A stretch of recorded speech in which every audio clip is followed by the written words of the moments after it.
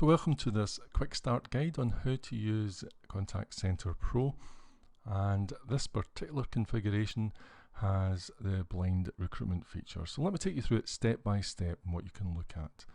So the first thing we really want to look at is view results, and we want to start with Shortlist Pro, and this is primarily what we're focusing on.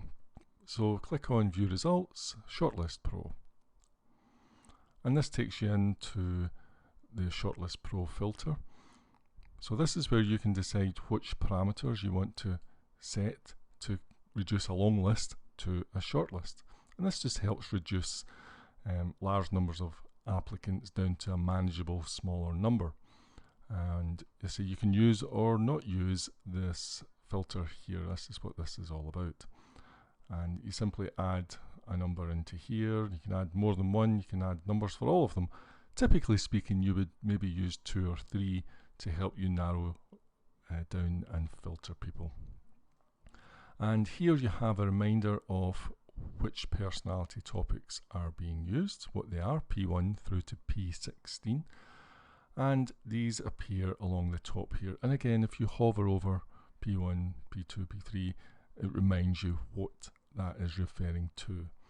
So in this example here, we can see that for P1, this candidate is scoring 87, for P2, scoring 96. So these are really high scores for these specific aspects. And again, you can see in P5 at 36, they're scoring quite low for that. So what happens here, there's probably quite a lot of topics in this one. You may want to reduce this list, but it also forces you as an employer to think about what are your priorities. Some of these personality topics have to be more important than others. That's the nature of personality. So that's a decision, that's an executive decision that you have to make.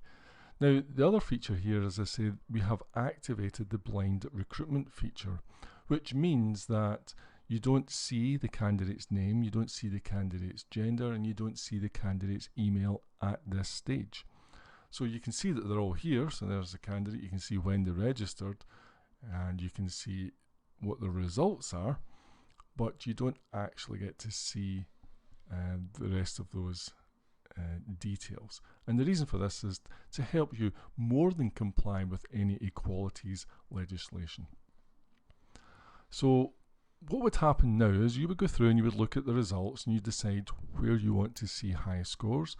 And let's say if we like the candidate's results so far, then we would click on that candidate and we can scroll down to the bottom and we would click on shortlist. And it'll ask you, are you sure?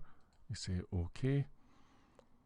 And that candidate is now moved to your shortlist. So you do that with several of them. So you can look through this long list and you can select one or more than one at a time and add them to your shortlist. Only then will you be able to see the actual details. So at this stage, for this particular tool here, is looking at reducing a very long list down to something more manageable based on personality and these other fields here. So you can also select yes or no and combine this with personality if you want to include or exclude anybody when you're filtering. So once you've created several and you've added several people to your shortlist that you say, okay, but like all these people enough to actually interview them or take them to the next stage, then you can go and look at the Interview Pro. So when you click on View Results and you click on Interview Pro, so the first thing you'll see is this is the report design that's being used, which is the right one for here. You can see a sample of that report at any time. They won't use any credits when you do that. And then you will, at this stage, you get to see who has been added. And the ones that were added to the shortlist that we just did there, if you click on View Shortlist, then you'll only see the ones that you just selected and added to the shortlist. And then at this stage, you can view the Interview Pro report. This is the detailed report that you would use to interview candidates.